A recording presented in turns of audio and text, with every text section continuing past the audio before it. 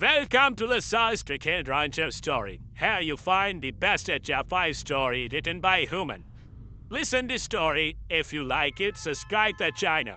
The first thing Ethan noticed was the cold, not the gentle kind of cold like stepping on tile in the middle of the night, but the deep sinking chill that burrowed into the bones, the kind that suggested whoever designed this place had very little concern for prisoner comfort and possibly held a personal grudge against warmth his wrists ached.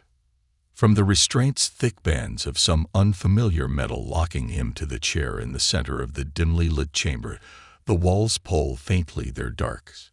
Surfaces shifting between matte black and oily organic hues, alien technology. Alive almost, Ethan groaned, his head lying forward. Okay, where am I and how bad?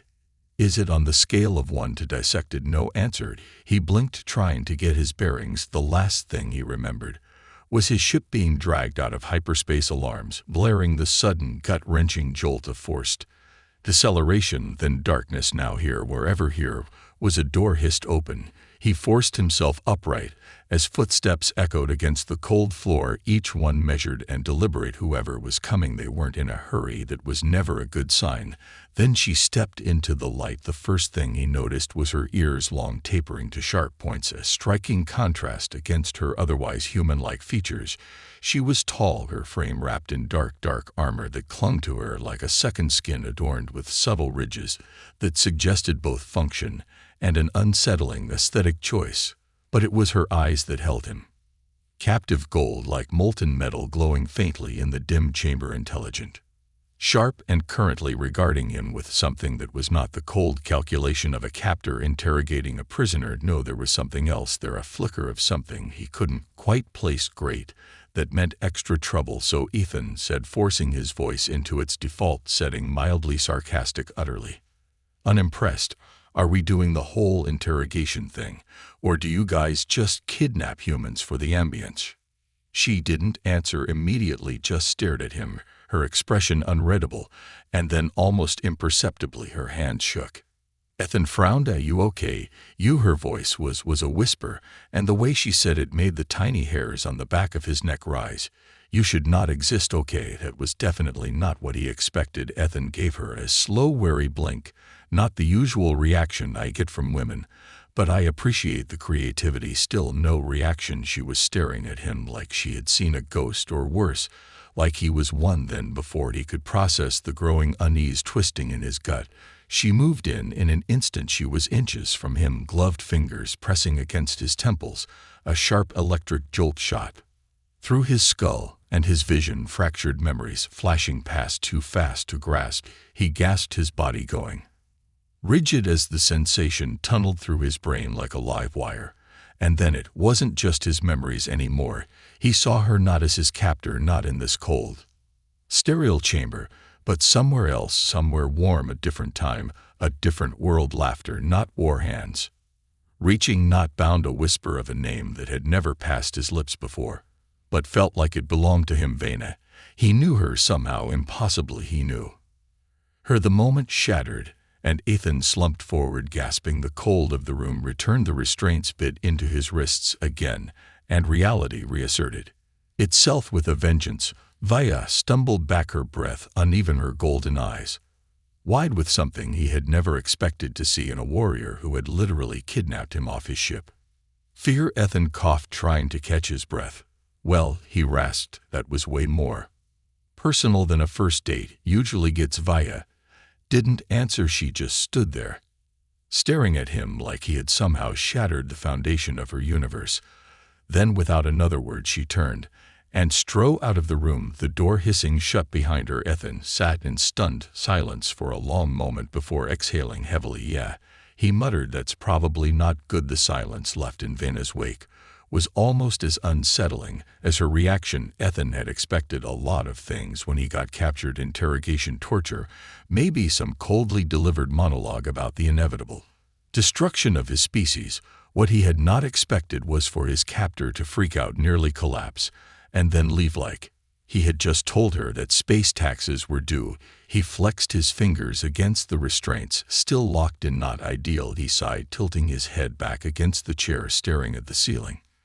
which now that he looked at it properly wasn't really a ceiling at all, more like a surface that wanted to be a ceiling, but occasionally flickered into something else entirely, a starfield, a shifting nebula, once for half a second. The very confused face of what he hoped was an engineer and not some intergalactic voyeur, watching the prisoner cams cool. Ethan muttered, "Even the walls have commitment issues." The door hissed open again, and he tensed only for his tension to immediately dissipate when the visitor was not Vina, but rather the largest, most unimpressed alien he had ever seen. The guy was built like a tank and had a face like someone had forgotten to add the concept of joy into his genetic code. His armor was bulkier than Vaya, the color a dull slate gray marked with the insignia of whatever warband she belonged to. He strode forward, looming over Ethan with an expression that suggested he had already written him off as a waste of time. "You," the giant grunted. "Human?" Ethan blinked. "Wow, good start." "Yes, that's me. Do I get points for answering correctly?" No reaction. "Well, this was going to be fun. You were captured in a restricted sector. Your ship violated sovereign territory. Your species is the enemy of the Empire," the alien continued. In the same monotone, Ethan sighed. "Okay, yeah, but counterpoint." He gestured vaguely at the restraints. "Haven't we already covered this part? You have me tied up. That usually means the enemy part is already implied." The alien scowled, and for a second Ethan thought he was about to get punched through a wall. Instead, the brute just leaned in slightly, his voice lowering. "What did you do to Commander Vaya?" Ethan blinked again. What?" The scowl deepened. "She was fine before she interrogated you. Then she left. She has not spoken a word since." So she had been shaken. That wasn't just his imagination. Ethan hesitated, considering his options.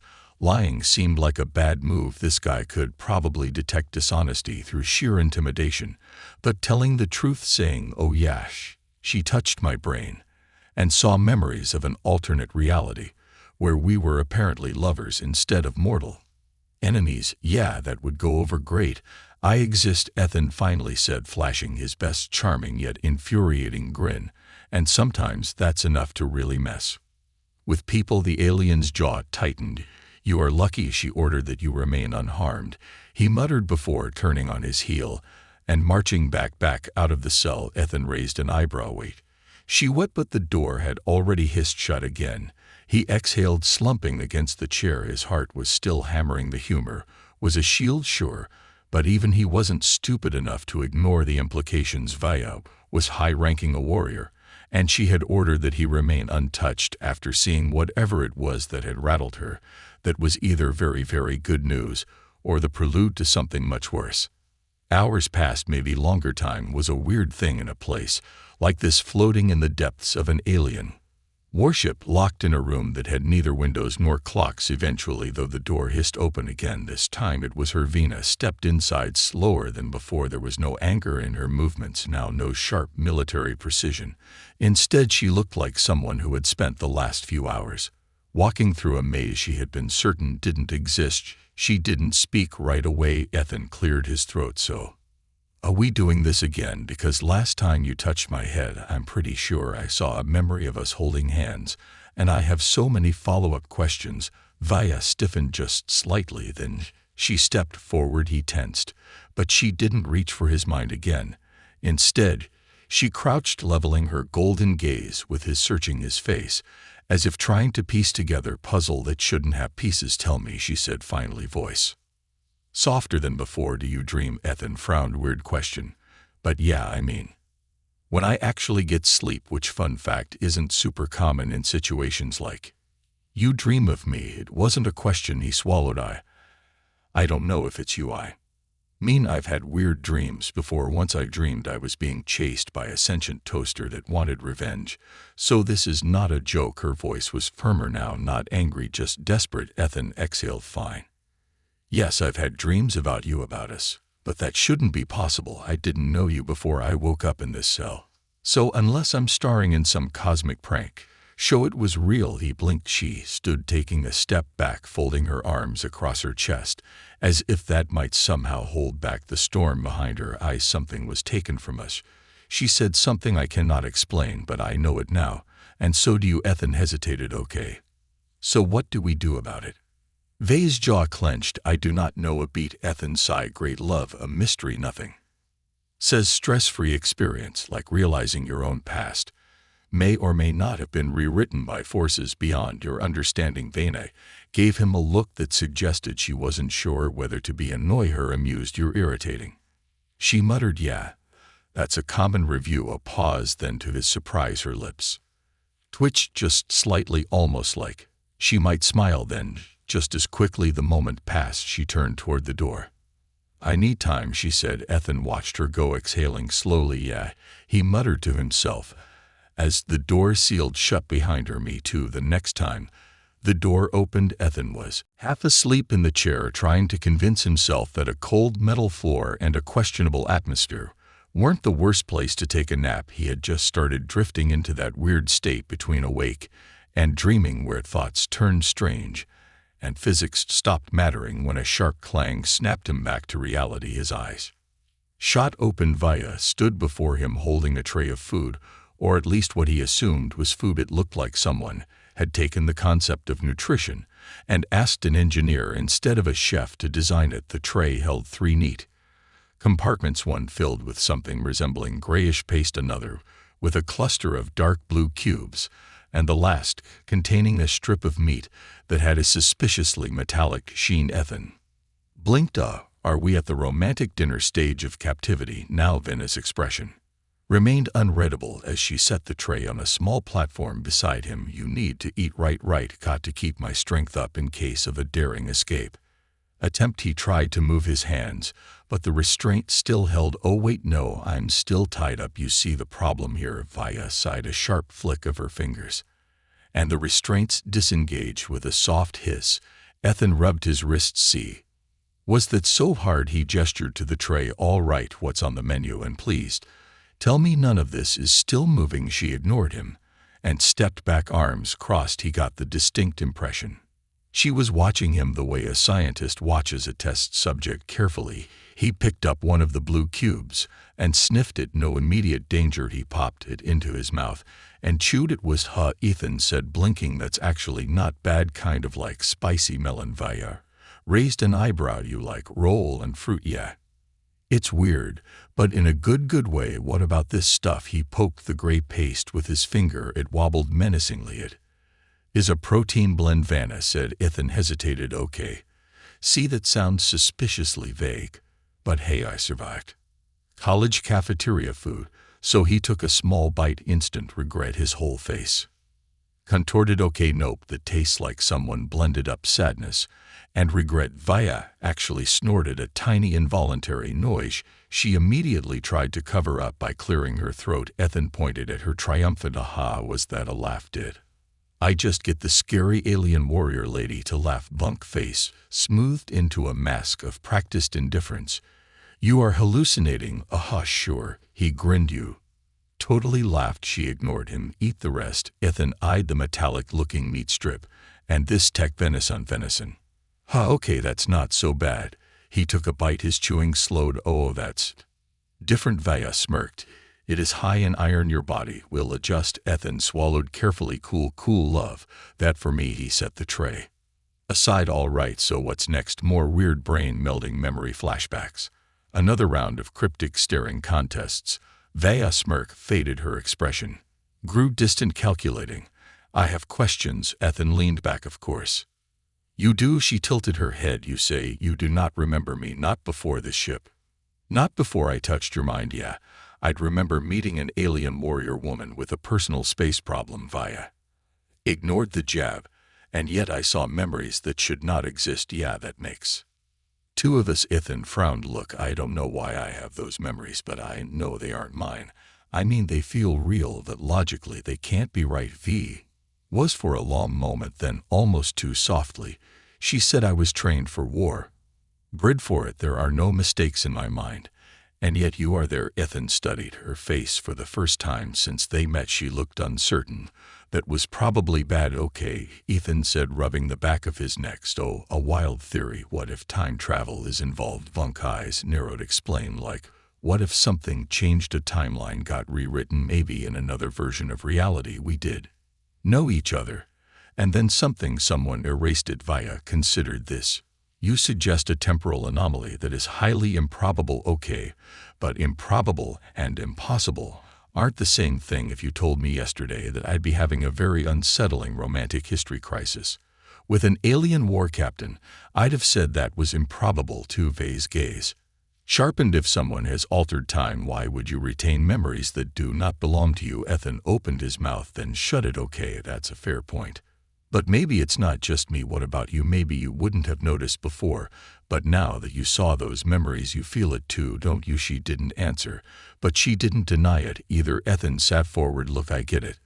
This is insane, but I don't think either of us are crazy. Something happened, and maybe, just maybe, it wasn't supposed to. Vaya exhaled slowly, then with more weight than he expected, she said, if what you suggest is true, then we are pawns in something far greater than we know. Ethan let out a short laugh. Yeah, welcome to my life. Vaya studied him again, longer this time. Then, to his utter shock, she reached forward slowly, carefully, and placed two fingers against his temple. Ethan inhaled sharply, but this time there was no overwhelming flood of memories, just a presence, soft or tentative, like testing the edges of something fragile. Her golden eyes burned into his. We will find the truth, she murmured. Ethan swallowed. Yeah, be cool, he said, forcing a weak grin, but next time. Maybe buy me a drink first. Vaya blinked, and this time she definitely smiled. Ethan had been in some weird situations before. Once, during a disastrous weekend in college, he had woken up duct taped to a vending machine with no recollection of how he got there. Another time, his ship's AI had glitched mid-flight and started speaking exclusively in haikus, but sitting across from an alien warrior woman who might have been his lover in a life neither of them remembered. Yeah, this one took the grand prize for most confusing existential crisis. Vaya sat opposite him, a quiet storm brewing behind her golden eyes. She had brought a small data module with her, a sleek metallic device humming faintly on the table between them. The rest of the room was unchanged: gray metal walls, a strange, not quite ceiling that occasionally flickered into a starfield, and of course Ethan's ever-present sense of what the hell is happening to my life. He tapped the tablet. All right, so what's this? Vina didn't answer immediately. Instead, she pressed a fingertip to the module, and a soft blue projection flickered to life. Above it, lines of shifting symbols, maps, and what looked suspiciously like classified military data. Ethan whistled. Wow, this doesn't look legal. Vaya shot him a look. I command an entire war fleet. I do not concern myself with legality. Right. My bad, you're the cool kind of war criminal. She ignored that this contains intelligence gathered on human incursions into Empire space, but I accessed more than that. Her fingers moved, swiftly altering the display. The images shifted, moving past military reports and ship movements until they stopped on something that made Ethan's stomach drop. His own face. Well, that was unsettling. Okay, Ethan said slow. So you've been looking me up. I'd say I'm flattered, but given the whole prisoner situation, I'm guessing this isn't just casual curiosity. Vunk jaw tightened. Your file is inconsistent. Ethan raised an eyebrow. I mean, yeah, I like to keep people on their toes, but not your actions, your existence. The temperature in the room seemed to drop a degree. Ethan leaned forward. What do you mean? Vaya tapped the module again. The image zoomed in, displaying a collection of personnel reports. Ethan's name appeared in several places, but some were crossed out, others overwritten. One section listed him as a ship technician, another labeled him as an exploration scout, a third bizarrely had his name flagged as deceased. He blinked. That last one seems concerning. Vunk's voice was measured, but he could hear the undercurrent of unease. There are 3 different versions of your file. One claims you are an active officer, another states you died 5 years ago, and the third— she hesitated. Ethan frowned. The third— what? She exhaled. The third does not exist. It is a phantom record, a designation used when a file has been deliberately erased from history. Ethan sat back, a cold weight settling in his gut. So let me get this straight. In one version, I'm alive. In another, I'm dead. And in the third, I just never were. Vaya nodded. Ethan rubbed his temples. Yeah, okay, I officially hate this. Somebody out there is playing cosmic scribble, and a race with my life, and I'd really like to have a word with them. Vaya studied him, you suggested before that time itself may have been altered. This is evidence that something or someone has manipulated reality. Ethan exhaled great love that for us. Vanna tilted her head. If this is true, then it is possible I was also erased, that what we saw in those memories. She paused as if forcing herself to say it. We were not meant to remember. Ethan ran a hand through his hair. So what's the next step? We go looking for whoever did this, demand a refund on our timeline. Vane's lips twitched in what might have been the ghost of a smirk. Not quite, but I know where we can begin. She adjusted the module again, and a new image appeared, a deep space station floating like an obsidian shard in the dark. It was unlike anything Ethan had seen before, its architecture impossibly sharp, illuminated by eerie violet lights. The name flickered in both her language and his station. Veros 9. That place looks deeply haunted, Ethan said. It is a restricted facility, Vaya said, not affiliated with my empire or your species. A neutral ground, a hub of knowledge and secrets. Cool, Ethan said. And we just going to walk in? Not quite, she said. We will break in. Ethan groaned. Of course we will. Vaya shut the module off. This station contains archives older than either of our civilizations. If anything can confirm what happened to us, it will be there. Inside, rubbing his face. This is why I don't take vacations. Every time I try, I end up in a galaxy-spanning conspiracy. You are fortunate, Vaya said. Dry. I could have simply killed you. Yeah, silver linings. He glanced at her. So when do we leave? Vunk expression hardened, but there was something else in it now, a flicker of resolve. Soon, she said, and we will not be alone. He groaned. Oh good, more terrifying aliens. Can't wait. Vaya smirked for the first time. Ethan wasn't sure whether to be scared or excited. Ethan had done some questionable things in his life, like eating a suspiciously glowing street taco on Europa, or once betting his last credits on a two-headed lizard race, but sneaking into a mysterious, potentially haunted deep space station with an alien warrior woman he may or may not have loved in an erased timeline. Yeah, this one was definitely going on the highlight reel. He stood beside Vanna in the dim confines of her ship's cargo hold, watching as the station Veros 9 loomed on the screen. It was massive, a jagged black construct with glowing violet seams, like some ancient forgotten relic, drifting through the void. Ethan had seen plenty of space stations before, but this one looked wrong, like it had been designed by someone who fundamentally misunderstood architecture, but really loved sharp angles. Okay, Ethan said, arms crossed. So breaking into a classified station, run by who knows what, any chance they just let us in? Vaya gave him a pointed look. Yeah, didn't think so, Ethan muttered. She turned to a control panel, fingers moving in swift, practiced motions. The station operates on an automated security cycle. There is a window of 62 seconds between scans when we can dock undetected. Ethan blinked. 62, exactly, that's oddly precise. Vaya arched a brow. Would you prefer a less reliable margin of error? Fair point. She tapped a final command, and the ship's engines quieted to a low hum as it drifted into position. The air in the cabin felt heavier, like the universe itself was holding its breath. Ethan shifted. So just curious, on a scale of 1 to imminent dismemberment, how dangerous are the people running this place? Vaya considered. Somewhere between unpredictable and lethally pragmatic. Neat love that for us. The docking clamps engaged with a faint thunk, and a soft hiss of depressurization filled the air. The airlock cycled open, revealing a darkened corridor lined with faintly pulsing lights that ran like veins along the walls. The place felt abandoned yet alive, as if the station itself was watching. Them all right, Ethan muttered, stepping forward. Let's go make some terrible decisions. They moved in silence, boots barely making a sound against the metal floor.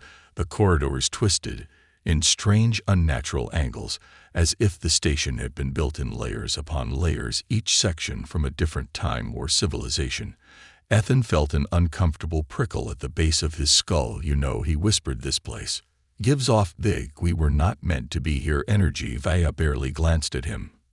Perhaps because we were not meant to be here, right? Good love, the validation. They reached a junction where the walls were lined with terminals, each one flickering with indecipherable Glyphs strode forward, placing a small device against one of the consoles. The screen flickered, distorting before stabilizing into something resembling a readable format. Ethan peered over her shoulder. Okay, so what are we looking for? A directory labeled Welcome, Tim Traveling Existential Crisis Victims.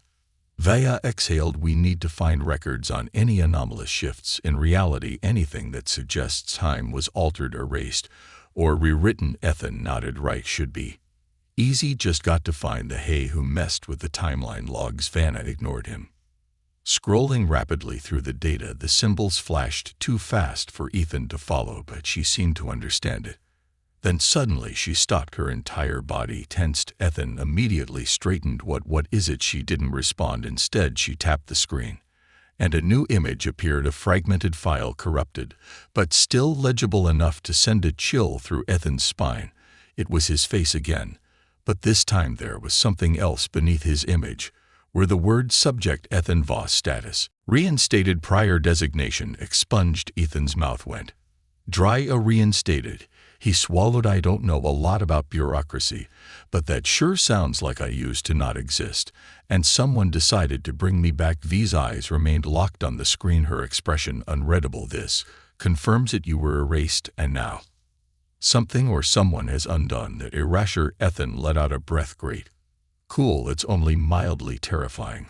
Then a new notification blinked onto the screen. Access detected, unauthorized entry logged. Ethan felt his stomach drop. Ho! Vaya was already moving. We need to leave now. A distant klaxon blared, and the corridor lights shifted from their eerie violet glow to a sharp pulsing red. Ethan had been in enough bad situations to know what that meant. Yep, time to go, he yelped, already sprinting behind Vina. As the station rumbled beneath their feet, the walls seemed to shift, rearranging in unnatural ways. Panels opened where there were none before. The station itself was reacting to them. Oh, this is just fantastic, Ethan shouted as they ran. Not only is this place probably haunted, it's also a shape-shifting death maze. Vaya pulled him sharply to the side just as a section of the floor dropped away into a dark void. Would you prefer to stay and negotiate? She asked dry. Absolutely not. They skidded into the docking bay just as the station's security systems activated. Drones, sleek and insectile, detached from the walls with an ominous hum. Ethan flailed toward the ship. Nope, do not like that. Vaya hit the emergency override, and the ship's doors slammed shut behind them. Just as the first drone fired, the engines roared, the thrusters kicking them away from the station in a burst of raw acceleration. For a long moment, neither of them spoke. The station drifted further into the void, its red lights fading into the distance. Ethan exhaled. That was an adventure. Vaya turned toward him, and for the first time, Ethan saw something different in her expression. Not just determination, but something softer, more uncertain. You were reinstated, she murmured. But I was not. Ethan's breath caught. He had been so focused on his own confusion, his own fragmented existence, that he hadn't stopped to think if he had been erased and brought back. Then why hadn't she? The silence stretched between them, heavy with meaning. Ethan swallowed. Then I guess we need to find out why. Vaya nodded, and for the first time Ethan realized this wasn't just about him anymore. Ethan had a lot of questions. Most of them boiled down to what the hell is happening to my life? But right now, the more immediate problem was that Vaya was flying like a maniac. The ship swerved violently to the left as another blast from the station's automated defenses missed them by mere meters. Ethan was really starting to resent whoever designed space stations with built-in murder modes. He clutched the edge of the console as Vaya executed another stomach-churning maneuver, narrowly avoiding a barrage of high-energy plasma fired. I was kind of hoping we could just leave quietly, like exit politely, maybe tip our server, be on our way. Vaya didn't even glance at him as she pulled the ship into a sharp roll. Would you prefer I slow down? No, absolutely not. Full speed ahead, Captain Deathwish. The ship's warning systems blared again, flashing red symbols on the screen. Multiple tracking signals were locked onto them. Ethan groaned. Great.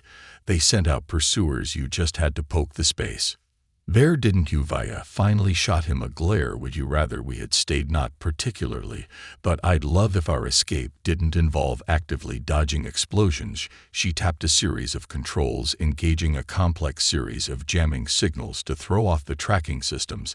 The ship's engines roared, pushing them into a hard access acceleration that made Ethan's stomach try to climb out of his throat. After a few more breath-stealing maneuvers, the ship finally broke free of the station's effective range. The warning lights dimmed, the sound of pursuit faded into the silence of deep space. Ethan exhaled. Oh good, we survived again. He slumped back in his chair. This is getting exhausting. Do you ever do anything not life-threatening? Via gave him a sideways glance. You complained too much for someone who is still breathing. Excuse me for wanting one normal day.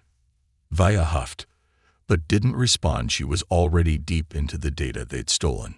Scanning the fragmented files with sharp, intense focus, her long ears twitched slightly, which Ethan had learned meant she was concentrating. He found it kind of unfair that she could pull off intimidating while just reading. Ethan leaned closer. So what's the verdict? Are we officially the victims of some reality shredding space bureaucracy? Via didn't answer immediately. Then, with a slow breath, she turned the display toward him. The screen flickered, showing what looked like a distorted star chart. Anomalies rippled across the display, marked by jagged red zones and data that didn't quite make sense. Ethan frowned. What am I looking at? Via tapped one of the anomalies. Temporal fractures, points where time itself has been rewritten. Ethan's mouth went dry. Fractures? Via nodded. They appear sporadically, never in the same place twice. But this pattern. She zoomed in on one particular section. This one is recent, and it matches the time frame of when you were reinstated.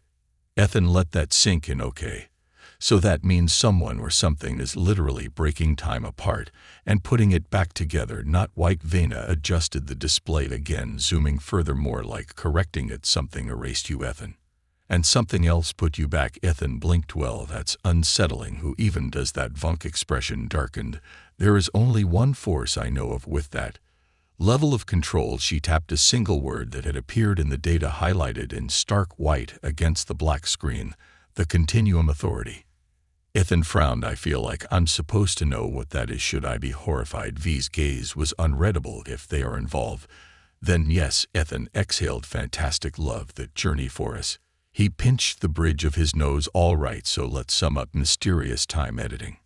Space wizards deleted me from existence. Then they put me back, but not you, and now we have to figure out why. Correct. Ethan sighed. God, I hate being special. Vena's lips twitched in what might have been amusement, but it vanished as quickly as it appeared. She turned back to the display. If the Continuum Authority is responsible, we will need to go where their influence is strongest. Ethan hesitated. And where is that? Vanna zoomed out on the star chart. A single location blinked into focus, highlighted in ominous crimson. Ethan felt a chill creep up his spine. The Nexus Core. Oh, that sounds fun. Ethan muttered. Real welcoming, super casual, not at all like a place where reality itself is being rewritten. Vane's expression was grim. It is a facility rumored to exist at the heart of time's framework. No one enters without permission. No one leaves without consequence.